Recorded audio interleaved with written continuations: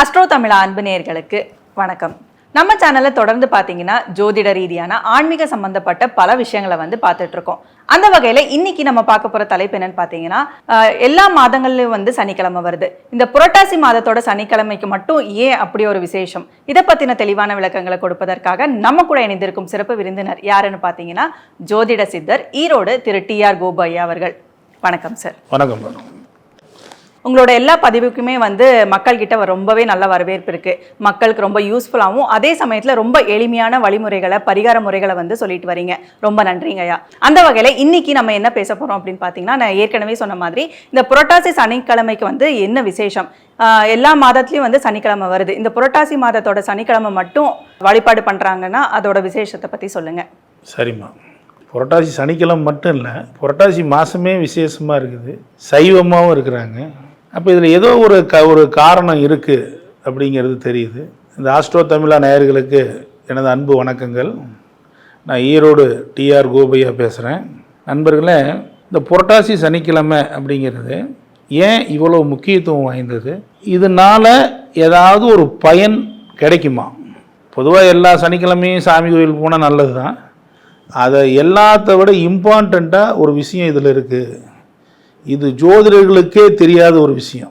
எல்லோரும் கேட்டால், சார் புரட்டாசினா சைவமாக இருக்கணும், சனிக்கிழமை கும்பிடணும், பெருமாள் தாசர்களுக்கு படைக்கணும், இது தான் சொல்லுவாங்க. ஆனால் இதை தாண்டி உண்மையான ஒரு விஷயம் இந்த புரட்டாசி மாத சனிக்கிழமையில் இருக்குது. அது என்ன அப்படின்னா, எந்த ஒரு விஷயத்துக்குமே பாக்கியம் அப்படின்னு ஒரு விஷயம் இருக்குது. எந்த ஒரு காரியத்தை எடுத்தீங்கனாலும் பாக்கியத்தை அடைதல், குழந்தை பாக்கியம், திருமண பாக்கியம், தொழில் பாக்கியம், போக பாக்கியம், இப்படி பாக்கியம். அப்போ பாக்கியங்கிறது ஜோதிடத்தில் 9ஆம் இடமாக கருதப்படுது. நண்பர்களே, இந்த மாதத்துக்கு ஒரு சிறப்பு இருக்குது புரட்டாசிக்கு. அது என்னென்னா, நாங்கள் எங்களுடைய ஜோதிட ரீதியில் என்ன சொல்லுவோம்னா, இந்த 12 ராசி லக்கணங்களை காலபுருஷ லக்கணங்கள்னு சொல்லுவோம். அந்த காலபுருஷ லக்கணங்களால் 10ஆம் இடம் தான் கர்மஸ்தானம். அந்த 10ஆம் இடம்ங்கிறது மகரம்னு வரும். அந்த மகரம் இருக்கிற இடத்துக்கு அதுதான் கர்மஸ்தானம். நீங்கள் சேர்த்து வச்சுருக்கிற கர்மா, நீங்கள் முன்ஜென்ம கர்மா, இதெல்லாம் அதுதான். இது ஒரு முக்கியமான பாயிண்ட்டையும் உங்களுக்கு சொல்கிறேன். நீங்கள் மகர ராசியாக இருந்தாலும், மகர லக்னமாக இருந்தாலும், சனி லக்னத்தில் இருந்தாலும், லக்னாதிபதியுடன் சனி இருந்தாலும், 10ஆம் அதிபதி உங்கள் லக்னத்தில் இருந்தாலும், உங்கள் லக்னாதிபதி போய் 10லே இருந்தாலும், அல்லது மகரத்தில் இருந்தாலும், இவர்களுக்கெல்லாம் 5 பேர் ஒரு குடும்பத்தில் பிறந்திருப்பாங்க.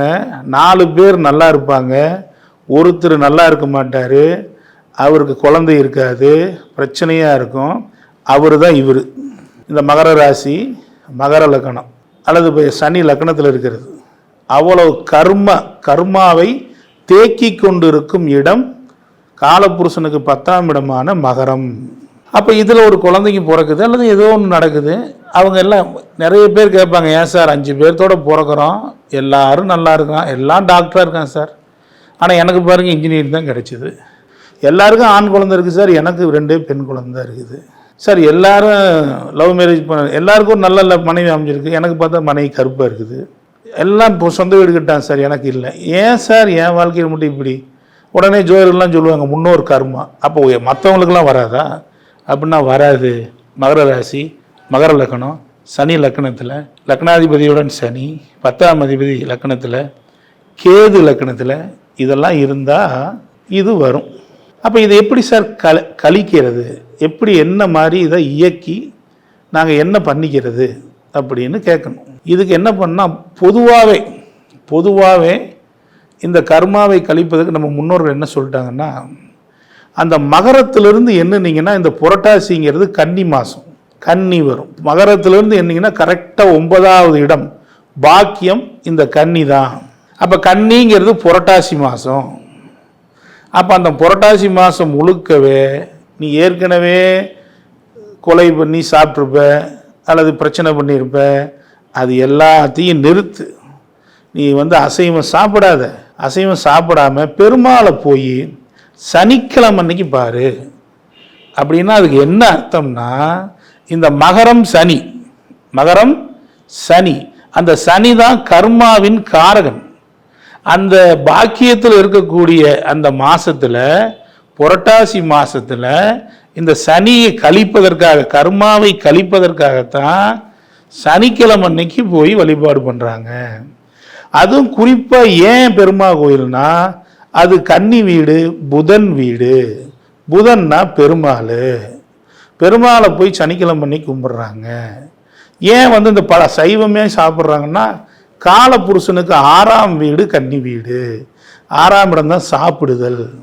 அப்போ சாப்பிட்ற சமயத்துலேயும் அசைவம் இல்லாமல் சைவமாகவும், அதே சமயம் வழிபாட்டிலையும் அந்த சனிக்கிழமை பாக்கியத்தை இயக்கிறதுக்காக, சனியினுடைய கடுமையான தாக்கத்தை குறைப்பதற்காக இந்த புரட்டாசி சனிக்கிழமையை பிடிக்க சொல்லியிருக்காங்க. இதுதான் உண்மை.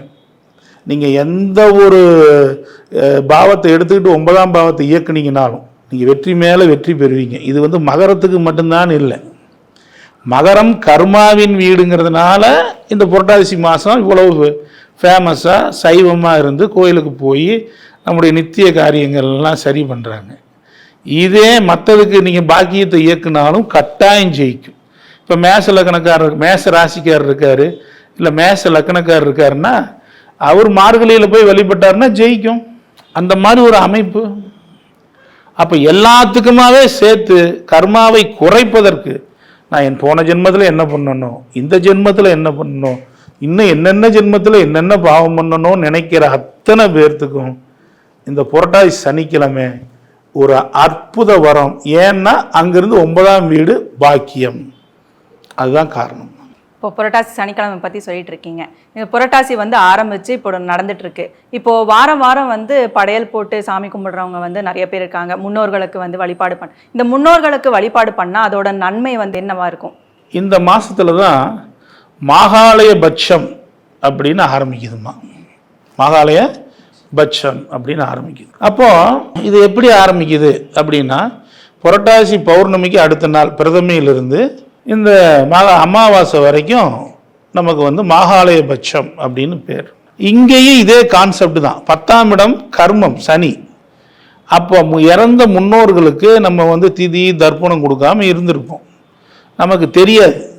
அப்போ இந்த மாகாளய பட்சம்னு ஒன்று இருக்குது, இதில் கொடுத்தா இன்னும் அவங்களுக்கு நல்லபடி, அதாவது முன்னோர்களே நேருக்கு நேராக நம்ம வீட்டுக்கு நம்மளுடைய நாம் போய் காசியில் போய் கொடுக்கணும், கொடுமுடியில் போய் கொடுக்கணும், அல்லது கயாவில் கொடுக்கணும், அப்படி இல்லாமல் இறந்து போன நம்ம முன்னோர்கள் நம்ம வீட்டிற்கே அரூபமாக நம்ம கொடுக்குற அனைத்தையும் வாங்கி அவங்க மகிழ்கிறாங்க. மகிழ்ந்து உங்களுக்கு சர்வ ஆசிகளையும் கொடுக்குறாங்க. உங்களுக்கு ஆண்வாரிசு இல்லைன்னு கவலைப்படுறீங்களா? நீங்கள் இந்த தர்ப்பணத்தை முறையாக கொடுத்தீங்கன்னாவே உங்களுக்கு ஆண்வாரிசு பிரச்சனையே வராது.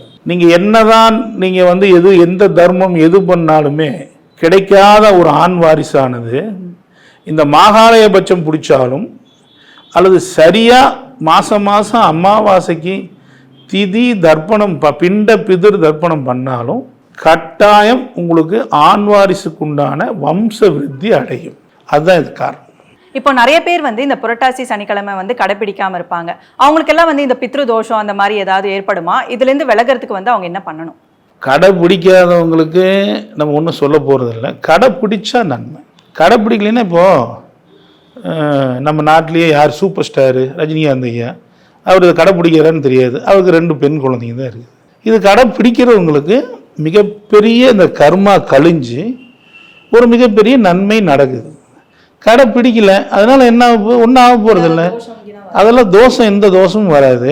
ஆனால் கொஞ்ச நாளில் என்ன ஆகுதுன்னா இந்த மாதிரி விஷயங்கள், அதாவது நம்ம கர்மா கழியாது, கர்மா பேலன்ஸ்டே இருக்கும்.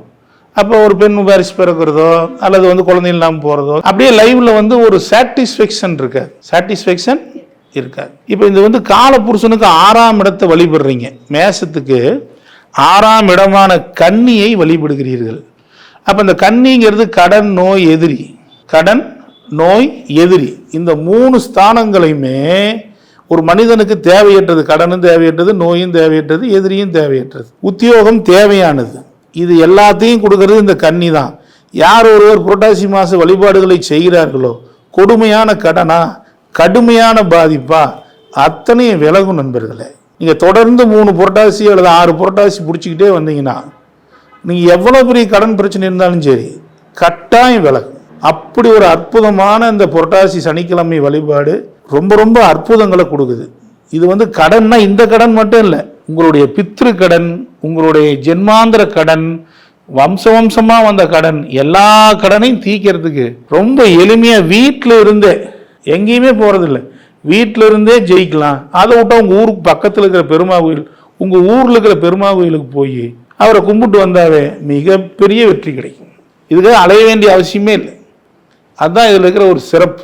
இந்த புரட்டாசி மாதத்துல வந்து வாரம் சனிக்கிழமை வந்து பெருமாளோட வழிபாடு பண்றாங்க. நிறைய பெருமாள் கோயில்ல வந்து கூட்டமா வரது வந்து நம்ம பார்த்துட்டு இருக்கோம். இதோட சிறப்பை பத்தி கொஞ்சம் சொல்லுங்க. இது வந்து புதன் வீடுமா, இந்த கன்னி மாசம்ங்கிறது புதனோட வீடு, கன்னிங்கிறது புதனோட வீடு. அப்போ புதன்னாவே பெருமாள் தான், புதன்னாவே பெருமாள் தான். அதனால தான் உங்களுக்கு அந்த பெருமாளை போய் கும்பிடக்கூடிய ஒரு அமைப்பு இருக்குது. ரெண்டாவது, காத்தல், அழித்தல், படைத்தல், இதில் காக்கக்கூடிய தன்மை இருக்கிறது வந்து பெருமாளுடைய ஒரு விஷயம். ரெண்டாவது, அந்த வீடானது பணத்துக்கு உண்டான வீடு, மண் வீடு. யார் யாருக்கெல்லாம் மண் நல்லா பார்த்துக்க நண்பர்களே, இந்த புரட்டாசி விரதம் இருக்கிறவங்களுக்கு மண்மனை யோகம் சேருது, மண்மனை யோகம் சேருது. அப்போ நீங்க பாருங்க, சிவன் வந்து அப்படி ஜோதி ரூபமா மேலே தான் போறார், பிரம்மா வந்து மேலே போய் முடிவு பார்க்க தான் போறார். மண்ணை கிளர்னது யாருன்னா விஷ்ணு தான், அவர் தான் கீழே போனார். ஸோ மண்மனை யோகத்திற்கும் கடன் தீர்வதற்கும் இது எல்லாத்துக்குமே ஒரு அற்புதமான ஒரு விஷயம்னா விஷ்ணுவனுடைய வழிபாடு. ஸோ அதை புரட்டாசி மாதம் பண்ணும்போது, அவருடைய மாதத்திலேயே நீங்கள் பண்ணும்போது மிகப்பெரிய வெற்றிகள் உங்களுக்கு கிடைக்கும். இது சாதாரணமானதல்ல. எவ்வளவு கடன் இருந்தாலும், எவ்வளவு நோய் இருந்தாலும், எவ்வளவு வம்ச பிரச்சனை இருந்தாலும், இந்த புரட்டாசி மாதம் வரக்கூடிய வழிபாடுகளை முறையாக ஒருத்தர் செஞ்சால் மிகப்பெரிய வெற்றி கிடைக்கும். இதுக்கு நானே உதாரணம். இப்போ கூட ஒவ்வொரு வருஷமும் கிட்டத்தட்ட தொடர்ந்து 20 வருஷமாக என்னோடய குலதெய்வம் கோயிலில் குறைஞ்சது 1000 பேர்த்துக்கு நான் அன்னதானம் பண்ணிட்டு வரேன். எங்கள் வம்சம் எல்லாருக்குமே ஆண் வம்சம் இருக்குது. எல்லாருமே நார்மல் டெலிவரியில் குழந்தை பிறந்தது எங்கள் அண்ணன் தம்பி எல்லாருக்குமே. இதெல்லாம் அந்த இறைவனுடைய கருணை, இந்த புரட்டாசியினுடைய தன்மை. இந்த புரட்டாசி மாதத்துல வந்து நிறைய பேர் வந்து நான்வெஜ் சாப்பிடாம இருப்பாங்க. இதனோட நன்மை என்னங்கய்யா? இது வந்து நீங்கள் எல்லாரும் குளிர் மாதம் அதனால தான் அப்படி இல்லை, அதுக்கு காரணம் இல்லை. ஜீரணம் ஆகாது, அதாவது எதை போட்டாலும் ஜீரணம் ஆகும், அந்த மாதிரிலாம் எதுவும் இல்லை. இப்போ நீங்கள் ஏற்கனவே பாவம் பண்ணியிருக்கீங்க, அதை கழிக்கிறதுக்காக ஒரு இடத்துக்கு வரீங்க, அங்கே வந்து மறுபடியும் பாவம் பண்ணுவீங்களா? அதனால தான் நான்வெஜ் வேண்டாம், ஒரு உயிரை கொல்லாத, இது வந்து உயிர்கள் இன்புற்று இருக்க வேண்டிய இடம், இதில் கொன்று சாப்பிடாத அப்படின்னு சொல்கிறார். வேறு ஒன்றுமே கிடையாது. இங்கே வந்து புரட்டாசியில் சாப்பிட்டா ஜீரணம் ஆகாதா, புரட்டாசி வந்து குளிர் மாதம், அதெல்லாம் இல்லை. நீங்கள் கர்மாவை கழிக்கிறதுக்காக வந்த இடத்துல போய் அசைவம் பண்ணக்கூடாதுங்கிறதுனால அது வேண்டாங்கிறேன், வேற ஒன்றும் கிடையாது. இப்போ புரட்டாசி மாதத்துல வந்து நிறைய பண்டிகைகள் வருது. மகாலய அமாவாசையா இருக்கட்டும், இந்த பெருமாளோட வழிபாடா இருக்கட்டும், அந்த வகையில வந்து நவராத்திரி வந்து வரப்போகுது. இந்த நவராத்திரியோட சிறப்பை பத்தி சொல்லுங்க. நவராத்திரி வந்து ஏன் ராத்திரியில கொண்டாடுறாங்க, இதை பத்தி கொஞ்சம் தெளிவான விளக்கங்களை சொல்லுங்க. அதாவது இந்த மாதம் மட்டும் இல்லை, இந்த மாதம் தொடர்ந்து என்ன ஆகுது, இந்த மகாலயபட்சம் அமாவாசை முடிஞ்சோடனே நவராத்திரி வருது, நவராத்திரிக்கு அப்புறம் தீபாவளி வந்துடுது, அதுக்கப்புறம் கந்த சஷ்டிக்கு வருது, தொடர்ந்து வருது.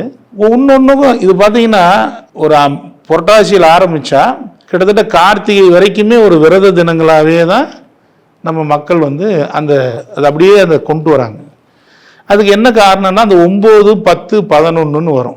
மகரத்துக்கு 9, 10, 11 அப்படிங்கிற ஒரு ஸ்தானங்கள் வரும். அதுக்காகத்தான் அவங்க தொழில் வளர்க்குறதுக்கு தான் இந்த விஷயங்களை பண்ணுறாங்க. இரவில் கொண்டாடும்போது அது வந்து ஏன் அவ்வளோ பவராக இருக்குன்னா, சந்திரனுடைய ஆதிக்கம் அதாவது தாயார்னாவே சந்திரன், சக்தினாவே சந்திரன். அப்போ நவசக்தியுமே சந்திரன் தான், சிவன்னா சூரியன். அப்போ சிவபெருமானை நம்ம பகலில் போய் தொழறோம். சிவபெருமானுக்கு உண்டான அனைத்தும் பகலில் தான் வருது, ஒன்றே தவிர, அது சிவராத்திரி. அதை தவிர மீது எல்லாமே பகலில் தான் வருது. ஆனால் அம்பிகைக்கு ஏன் இந்த நவராத்திரி வந்து இரவுன்னா, முழுக்க முழுக்க சக்தி ரூபங்கள் பூரா சந்திரன். அப்போ அது இரவில் கொண்டாடும் பொழுது தான் மிகப்பெரிய வெற்றியை நமக்கு கொடுக்குது. ஒவ்வொரு நாளும் நல்லா தெரிஞ்சுக்குங்க, இந்த நவராத்திரி வர அன்னைக்கு உங்கள் நட்சத்திரங்கள் வந்துருச்சுன்னா கட்டாயம் நீங்கள் போய் அந்த ரூபங்களை பக்கத்தில் இருக்கிற அம்பாவை வழிபடுறது மிகப்பெரிய வெற்றியை உங்களுக்கு கொடுக்கும். உங்கள் நட்சத்திரம் இந்த நவராத்திரியில் வந்துருச்சா பக்கத்தில் இருக்கிற கோயிலுக்கு போய் வழிபாடு செய்யுங்க, உங்களுக்கு மிகப்பெரிய வெற்றி கிடைக்கும். நவராத்திரியில் வந்து நிறைய பேர் கொலு வச்செல்லாம் கும்பிடுறாங்க. இந்த கொலுவை பற்றின சிறப்பை பற்றி சொல்லுங்கள். இப்போ முதல்ல கொலு வந்து எப்படி வந்திருக்குது அப்படின்னா, ஒன்று இல்லாத பொருட்களை அதை வச்சு எனக்கு இந்த மாதிரி வேணும், கொலு அடிக்கிருப்பாங்க, குழந்தை இருக்காது, ஒரு குழந்தை படத்தை வச்சு அம்மா நான் கொலு வைக்கிறேன், அடுத்த வருஷம் எங்கள் வீட்டில் குழந்தை வந்து கொலு இருக்கணும் அப்படின்னு சொல்கிறது தான் தாட் வந்தது. அதுக்கப்புறம் இப்போ இருக்கிற மக்கள் என்ன பண்ணாங்க, நிறைய வசதி வாய்ப்பு வந்ததுனால பொம்மையாக வாங்கி வைக்கிறாங்க. அந்த கொலு வைக்கிறதுங்கிறது அதை அந்த அந்த பொருளை நோக்கி நம்ம வேண்டது தான். இப்போ நீங்கள் வந்து ஒரு குழந்தை பொம்மை வச்சிங்கன்னா குழந்தை கிடைக்கும், கல்யாணம் ஆகாதவங்களுக்கு கல்யாணம் மாதிரி பொம்மை வச்சிங்கன்னா கிடைக்கும். உங்கள் வீட்டுக்காரரே வந்து உங்களுக்கு தலையை ஆட்ட மாட்டேங்கிறாரு அப்படின்னு வச்சுக்கோங்களேன், தலையாட்டி பொம்மை வச்சா வீட்டுக்காரர் தலையை ஆட்டுவார் அப்படின்னு அர்த்தம். இதெல்லாம் கிடைக்கும். அந்த கொலுவில் என்ன நீங்கள் வைக்கிறீங்களோ அதுக்கு உண்டான நல் வினைகள் உங்களுக்கு வந்து கிடைக்கும், அவ்வளோதான். அதே மாதிரி ஒருத்தர் இசை வாசிக்கிற மாதிரி இருக்கும், இசையில் ஞானம் பெறுன்னு நினைக்கிறவங்க கொலுவில் இசை பொம்மை வச்சா அது நன்மை கிடைக்கும். முழுக்க முழுக்க அது வந்து சரஸ்வதியினுடைய தன்மையை தான் அந்த இடத்துல பட்டியலிட்டு காமிக்கிறாங்க. அது பண்ண பண்ண ரொம்ப நன்மை கிடைக்கும். அதை கொலு இருக்கிறதுக்கு காரணமே இது மாதிரி எனக்கு ஆகணும்னு 9 நாளும் அவங்கள வேண்டிக்கிட்டே இருக்கிறது தான். இது மாதிரி எனக்கு கிடைக்கணும் அப்படிங்கிறது, வேற ஒன்றும் இல்லை. ரொம்பவே சிறப்பாக இந்த புரட்டாசியோட சனிக்கிழமை பற்றி சொன்னீங்க. இந்த பதிவு வந்து நம்ம நேர்களுக்கு ரொம்பவே பயனுள்ளதாக இருக்கும்னு நம்புகிறோம். இதே மாதிரி அடுத்த ஒரு சிறப்பான நேர்காணல உங்களை சந்திக்கிறோம். நன்றி, வணக்கம். நன்றி.